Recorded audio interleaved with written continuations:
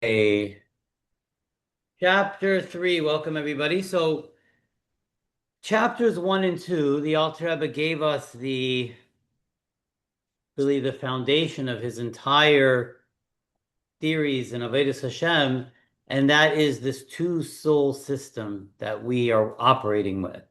That most of us think of, we're body and soul. We have a physical part of ourselves, and then we have a spiritual part of ourselves. Comes the Alter Rebbe, and it's not the Alter Rebbe's Chiddush. The Alter Rebbe takes this from the Kabbalists that come before him, that every human being has a soul. Every human being, Jew, non-Jew alike, every human being is made up of body and soul.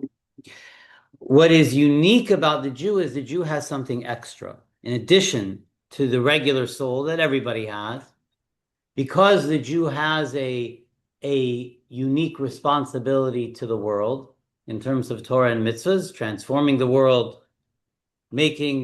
uncovering godliness in the world through our Torah and mitzvahs, revealing, I should say better, the godliness that's in the world. Because of that additional responsibility, we are given additional keiches, additional strengths, additional spiritual powers, if you will, with what the Alter Rebbe calls a nefesh elokis. So the first soul, the nefesh Bahamis, the animal soul, which is our vivifying soul. That's the soul that vivifies us. That's the soul that animates us. That's the soul that is basically comprises what we know of as our nature. And so all of the positive qualities of our nature, our kindness, our benevolence, or whatever it may be, and also the negative qualities of our nature all come from the animal soul. And that animal soul is in the forefront of our consciousness, and it is primarily egocentric. It is focused on self-preservation, on self gratification. This is what the animal soul's focus is, like the vast majority of animals and human beings. They are focused on self. The godly soul, on the other hand, has a completely different focus. The godly soul is focused and oriented towards what our purpose is, what our mission is, and ultimately connection to our Creator. The godly soul, as the Alter Rebbe describes it, is a chelek elokah mimal mamish. It's a portion of Hashem without any concealment at all. And it yearns to be reabsorbed back into its source, reattached back to Hashem. And so the Jew deals with these two levels of consciousness. One is in the forefront of our consciousness, and one sort of lies dormant. And that's sort of the nature between them. One rises, one falls. So for most of us, our default setting is that our animal soul is our selfish, egocentric consciousness is the forefront of our consciousness. That's what is usually motivating us. And our godly soul, the ability that we have to transcend our nature, to really be completely focused on what our purpose is and not what I need, but what I'm needed for, that godly soul lies dormant within. And the idea is to create a shift where the godly soul becomes more the forefront of our consciousness, and our selfish, egocentric self becomes less dominant in our motivation and in our day-to-day life. So the question is, how do we empower that godly soul, and how do we weaken the grip that the nefesh Bahamis, or the animal soul, has on our consciousness?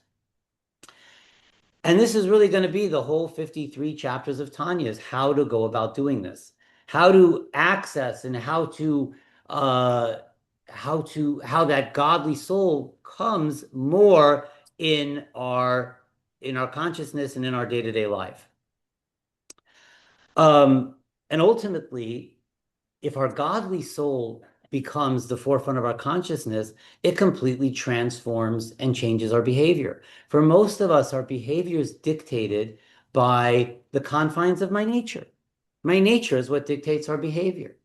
But we have the ability, and so for both good and bad, but we have the ability to ascend beyond our nature, to transcend that nature, and really all of the negativity that we deal with that is part of our nature, whether we have anger issues or jealousy issues or taiva issues or I'm not whatever going to it renew is, this. I've had it for how many aggressive years? issues, whatever, No. and whatever it happens to be, whatever our nature, whatever we all have our own unique nature and our own unique negative qualities. Whatever that nature happens to be, we all have the abilities. For many of us feel like, well, this is my nature. This is how I'm created. This is how I'm born. This is me. This is who I am. Accept me for who I am, etc. But we have but that's not entirely true because while it is true that we're all created with a nature and that is how we're born, we're not confined to that nature, and that's the idea. I once had I told a story in shul a few weeks ago. I once had a janitor in my Chabad house in Florida, and I was a shliach in Coconut Grove, Florida, and he was an Irishman. His name was John, and I became very, very friendly with him. We got very close, and he was a raging alcoholic, and he was literally killing himself. He was a young man, but he was literally killing himself with alcohol, and I felt close to him, and I once had a real heart to heart with him, and tried to convince him to get help. And his response to me was, there is no help. There is nothing that can help because this is ingrained in my DNA. He said, my grandfather was an Irish alcoholic. My father was an Irish alcoholic, and I'm an Irish alcoholic. He says, that's it. This is who I am. This is me. I don't have the choice. I don't have the ability to get help or to change because this is literally in my DNA. And there is some truth to that. Listen, we all have genetic dispositions to certain proclivities or negativities or whatever it is. And there is certainly a genetic component to part of it, but we are not confined and bound by that. We all have the ability to transcend that.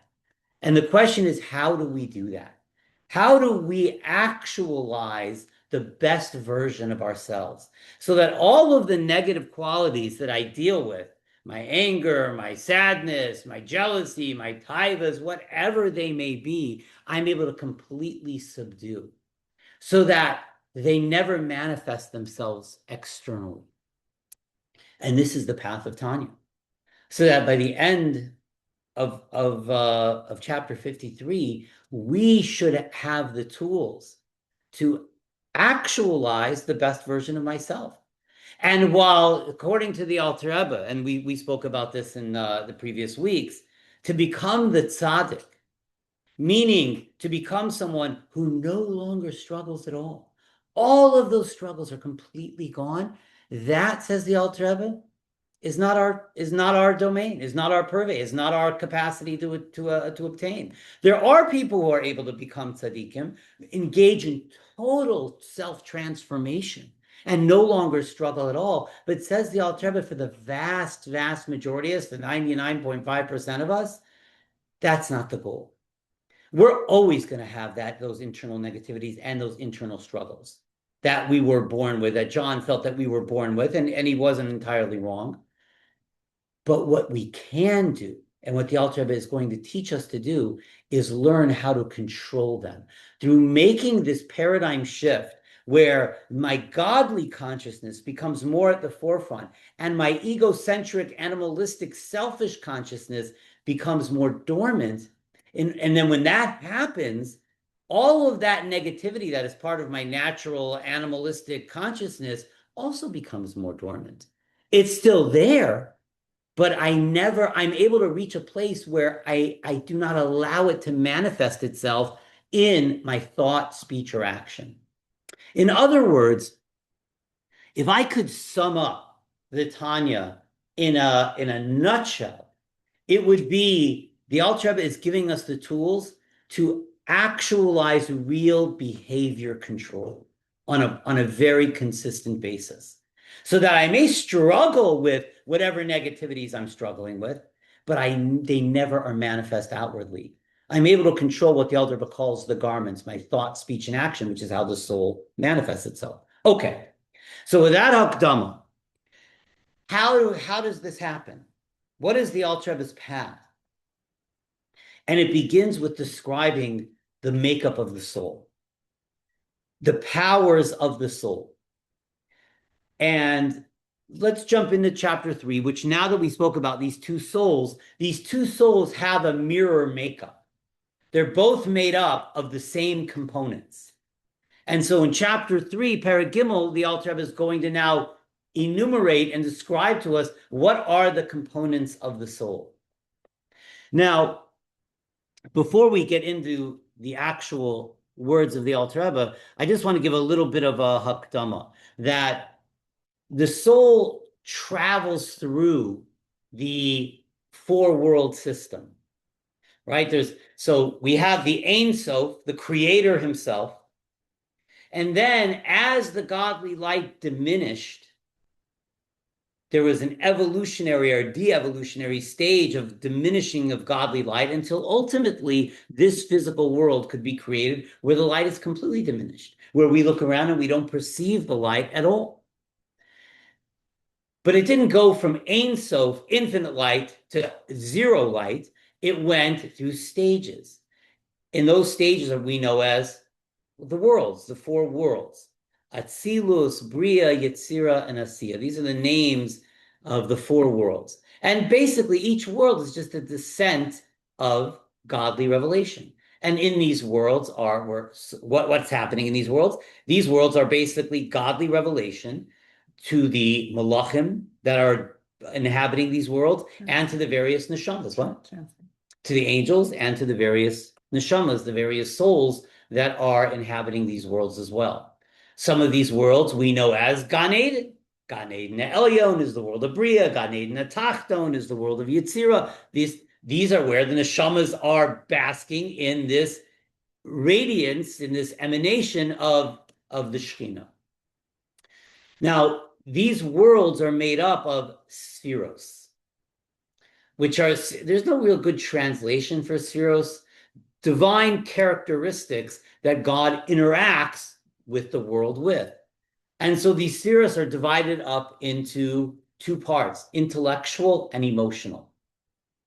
So the intellectual is Chachma, Bina, and Das, loosely translated as wisdom, understanding, and knowledge, but that doesn't mean anything to us. We're going to actually translate what it actually means.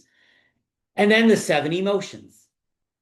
And God interacts. These emotions are chesed, which is love, benevolence, divine flow, hashpa, gevura, which is severity, restriction, judgment, justice, etc.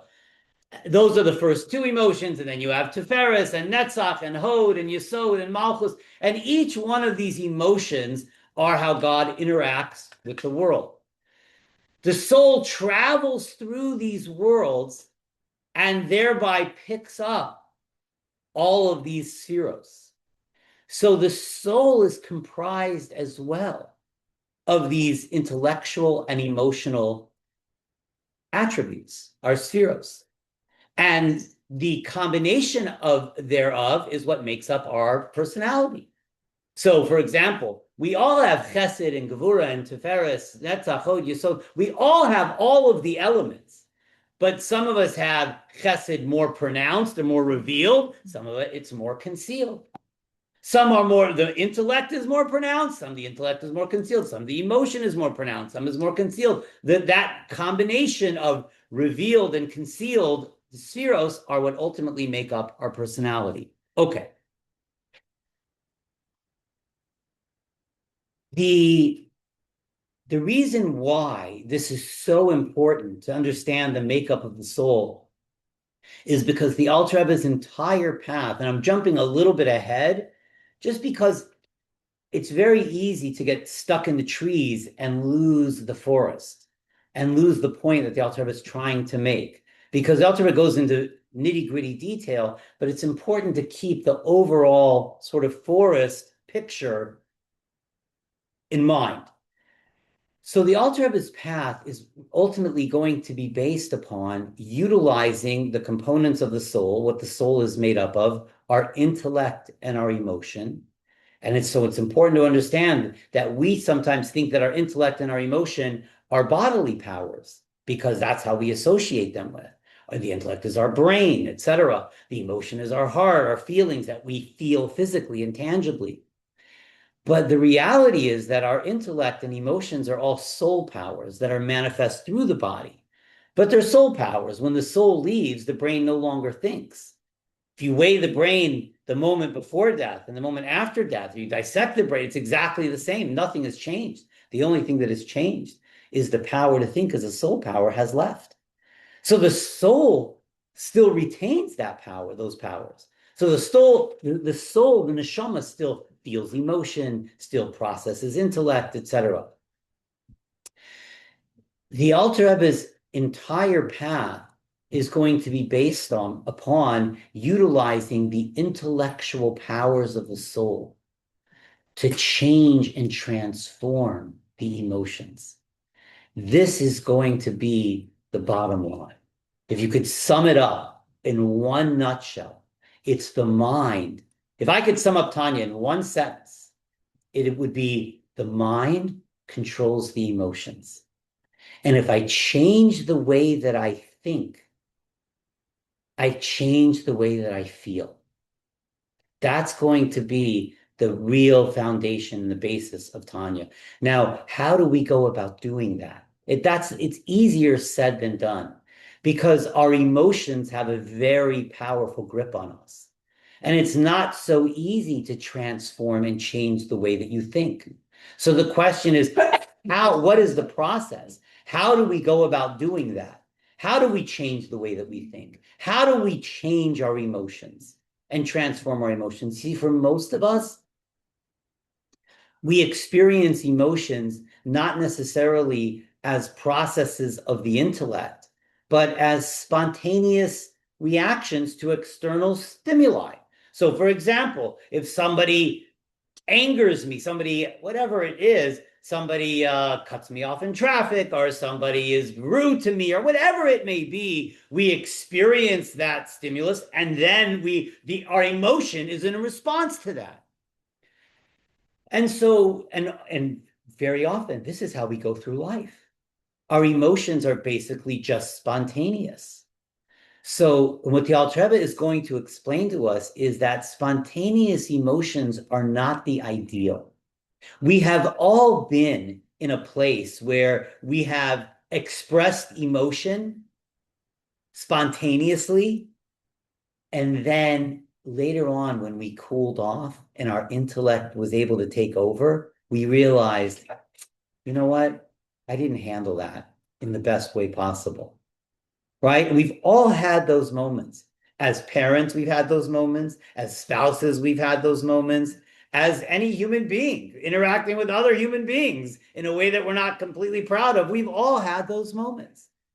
And the reason why we have those moments, I mean, we're human, is because our emotions are very powerful and have a very powerful hold on us.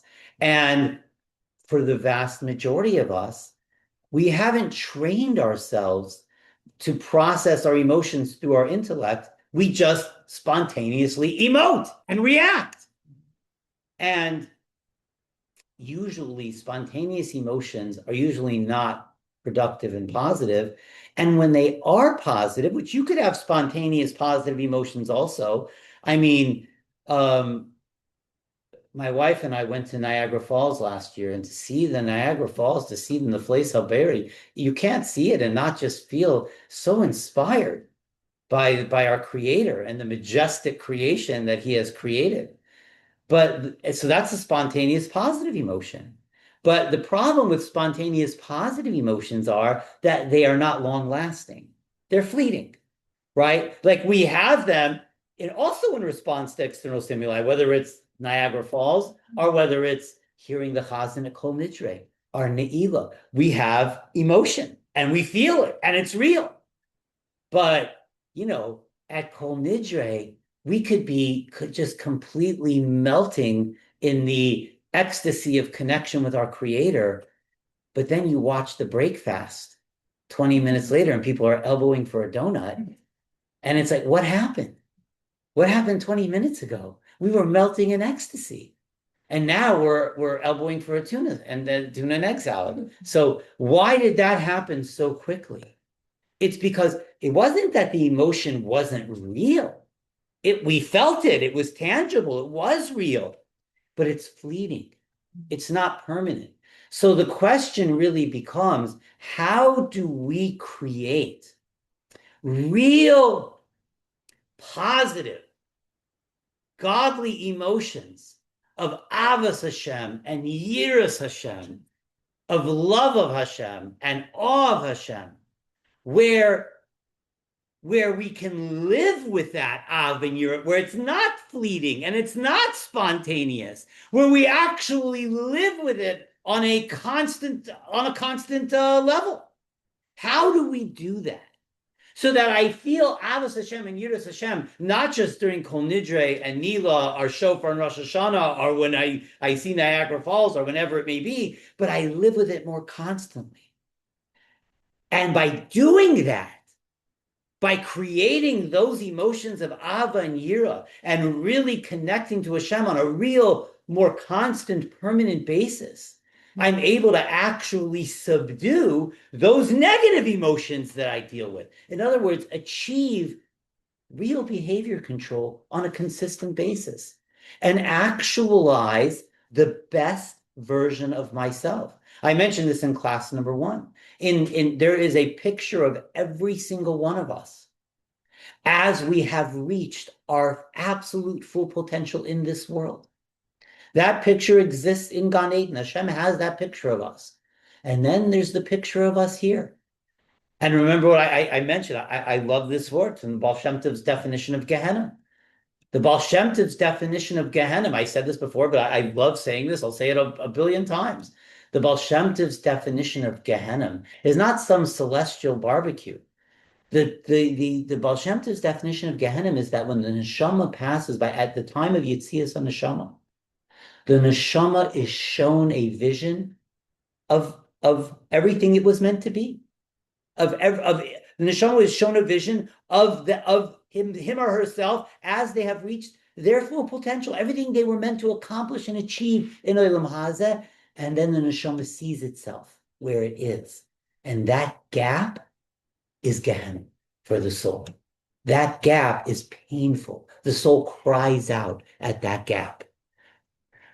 So our job is to close that gap, to reach our fullest potential. And the Tanya gives us the path, the journey. But remember, in the very beginning of Tanya, the Alter Rebbe introduces the fact that there's no shortcuts here. This is going to take real effort and real avodah.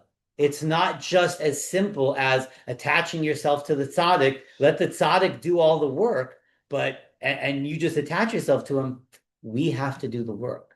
But the Alter Rebbe lays down what that work is. And ultimately, and this is why chapter 3 is so important, when we speak about how the soul is comprised, this work is ultimately going to be primarily intellectual, utilizing the power of our minds.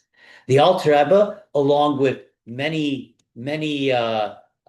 secular scientists, have the same understanding of the human brain that we don't access and tap into, but a fraction of the incredible strengths and powers that we have in our minds. And our minds are an incredible, powerful tool in Avodas Hashem. And we're meant to utilize it.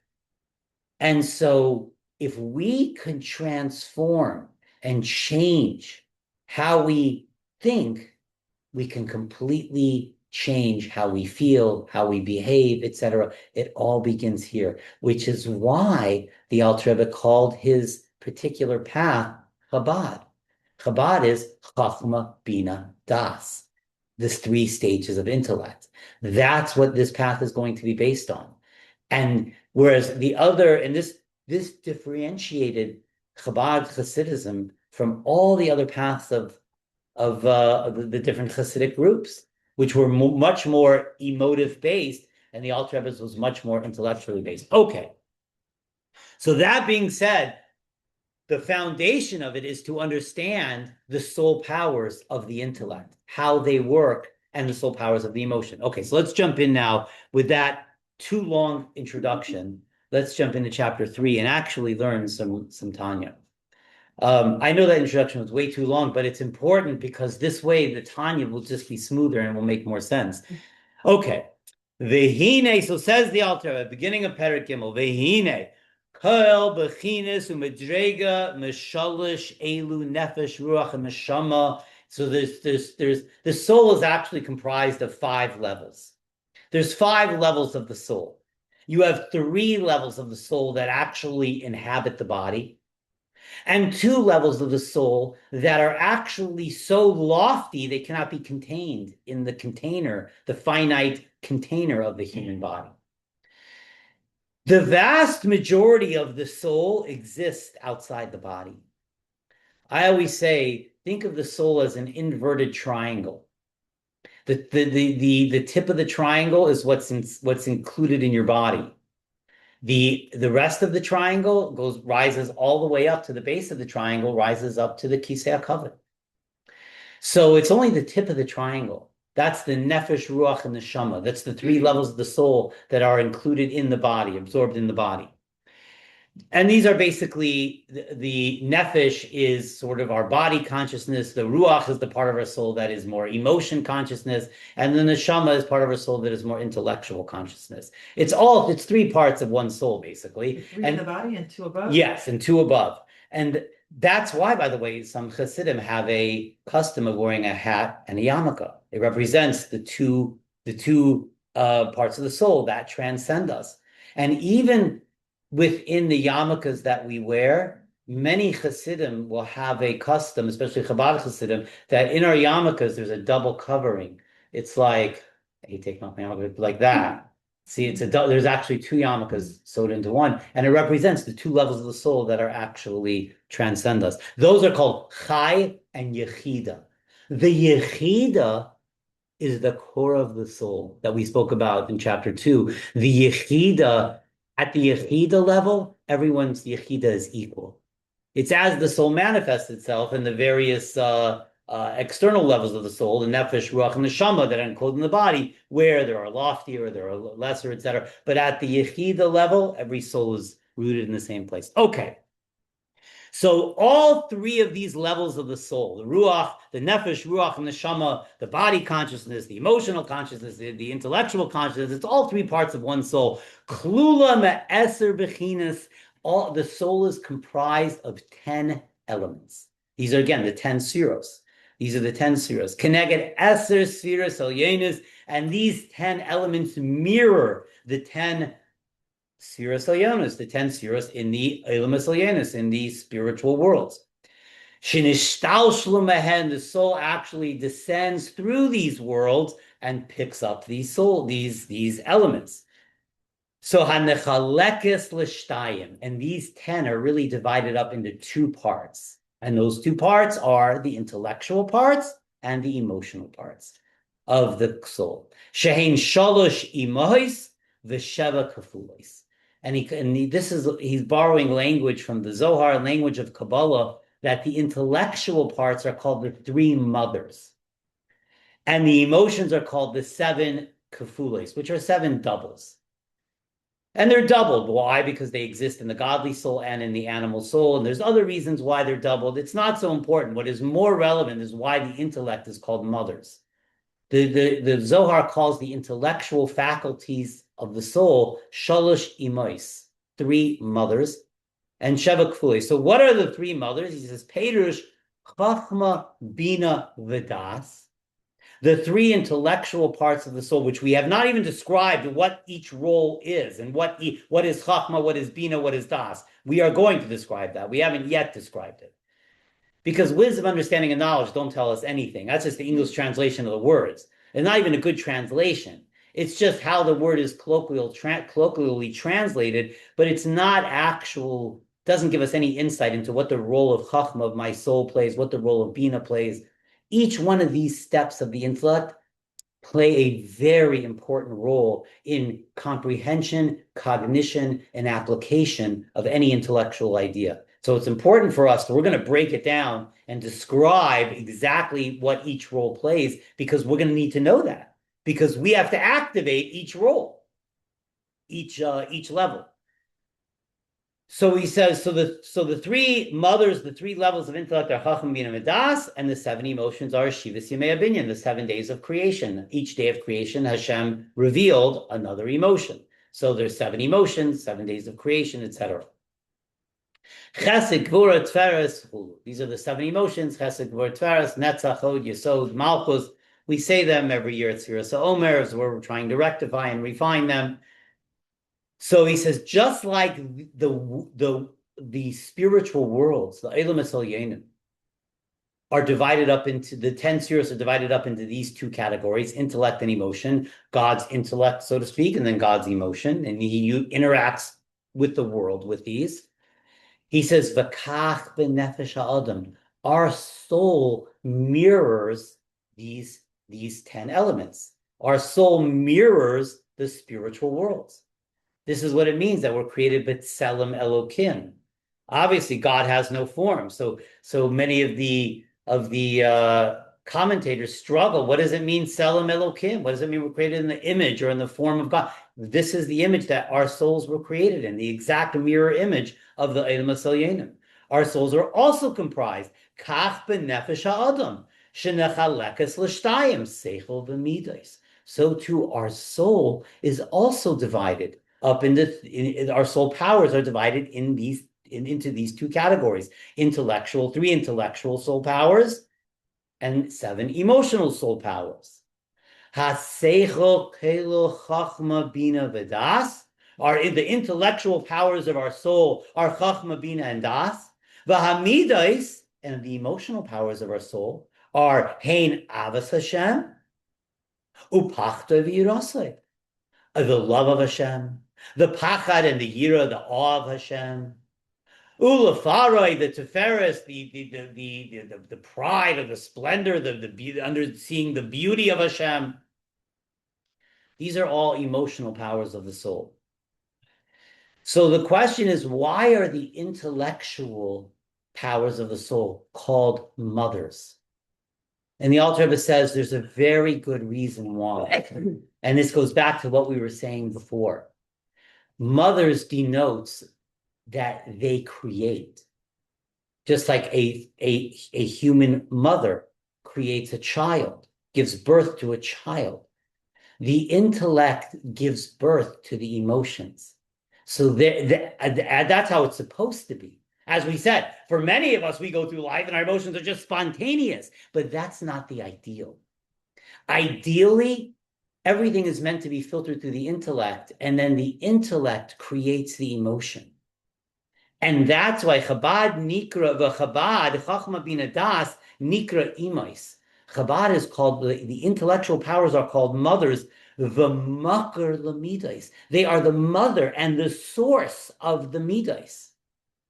Ideally, ki amidas hein toldos Chabad. This is such an important concept. And this is going to play itself out throughout the whole entire 53 chapters of Tanya. This idea that emotions are meant to be offspring of intellect. They're not meant to be spontaneous. They're meant to be offspring of the intellect. So how the Alter Rebbe is, let me just go back for a second and describe a little bit. I mean, he will describe it going forward, but let me just pause for a second and describe what exactly are the 3 stages of the Alter Rebbe is going to describe in chapter 3, but I just want to describe it on the outside, and then when we read it, it'll all make more sense. So basically, Chachma, Bina, and Das, I would translate, wipe away wisdom, understanding, and knowledge. Chachma, I would translate as conception. The conception of an intellectual idea. In other words, when you are being taught an intellectual idea, forget about anything spiritual. Let's say you're in an algebra class. geometry, whatever it may be, and you're being taught by the professor a new intellectual concept that you did not grasp previously. This idea is completely new to you. So there are stages of how you understand and how you process it. Stage number one is conception, where that's like the flash of the light bulb. I get it. I get what the professor is talking about. I understand what he's saying. If I would freeze you in that moment and tell you to explain it, you can't do it yet. You don't have it broken down in all the details. It's that first flash of comprehension, that first conception of the idea. That's why conception is the better translation for chachma, at least vis-a-vis the Tanya. Conceiving of the intellectual idea. Then the next stage is breaking that idea down. Included in that conception, it's like the conception of a human being. When the seed of the father meets the egg of the mother for that first, at that moment, all of the details of the human being and every strand of DNA and every toenail and every hair on that human being, all of that is included in that package.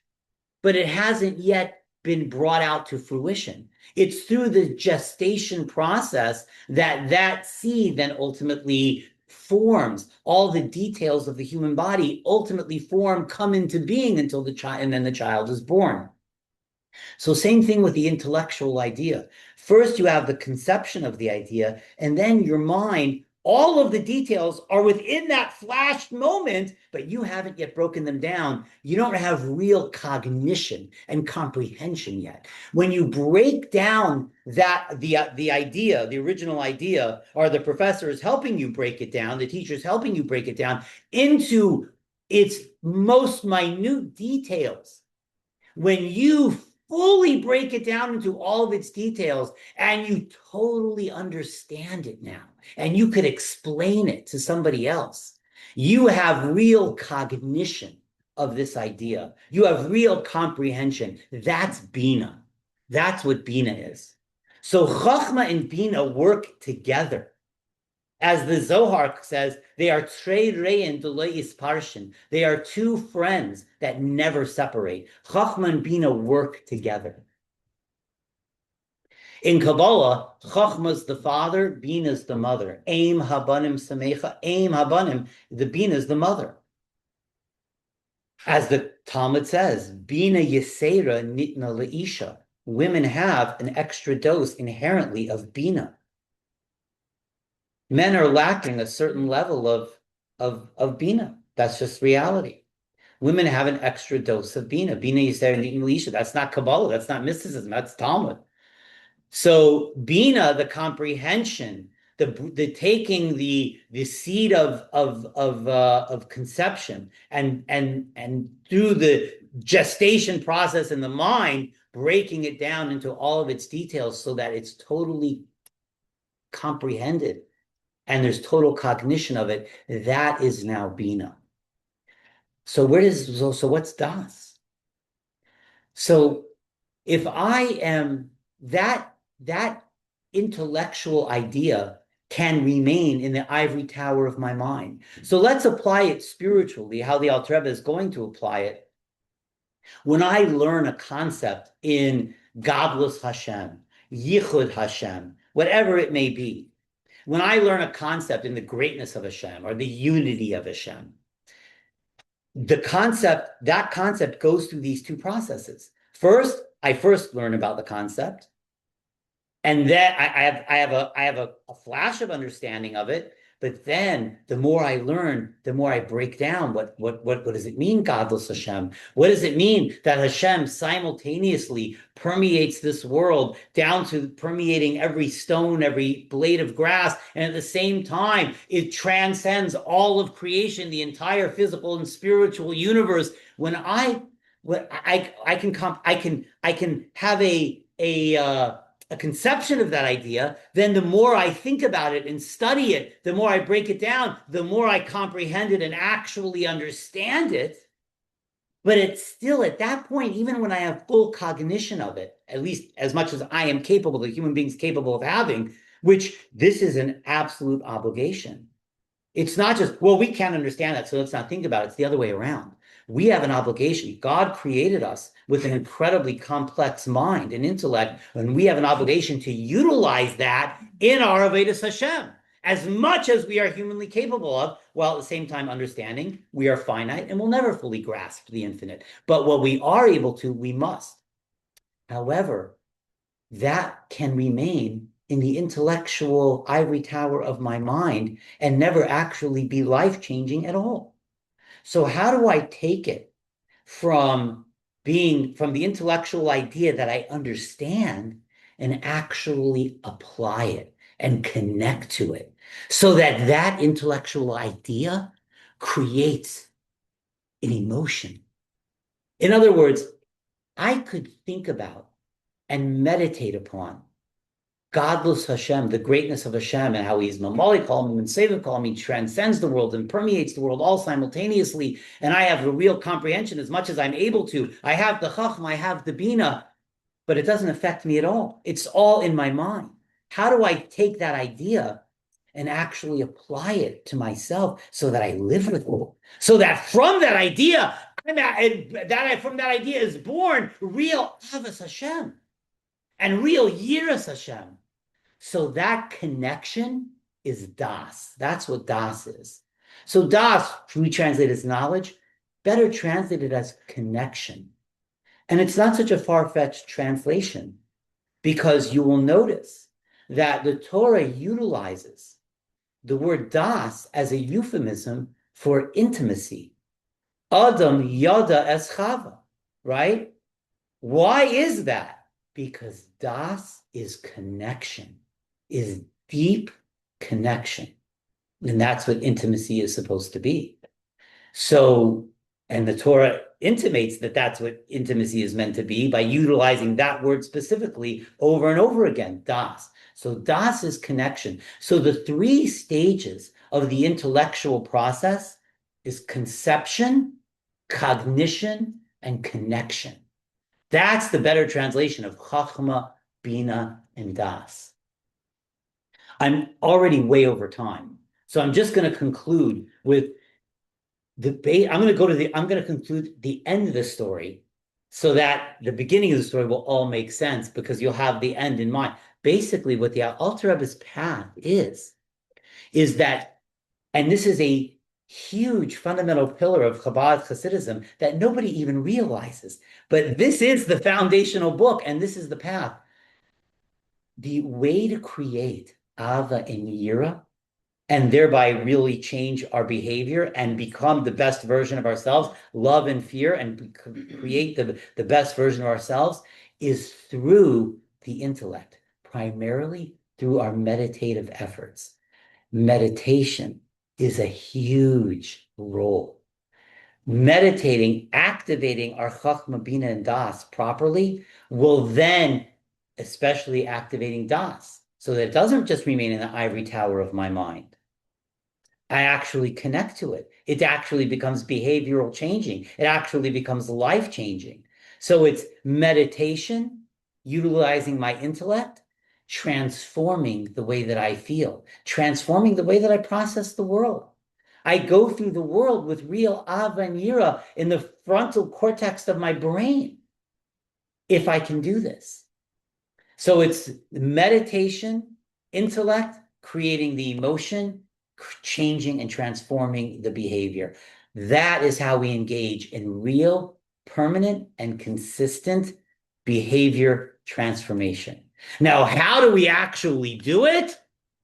Hey, I don't want to leave you on a cliffhanger, but this is what we're going to learn the next 53 chapters for. So we'll, Amir Hashem, continue chapter 3 and the paths of the various paths of the soul, the various attributes of the soul, and how the intellect and the emotion actually connect and relate to one another. This we'll do in the Altar of His Words next week, Amir Hashem. Thank you. Okay. Amazing. Wow, thank you so much. I'm so honored that was.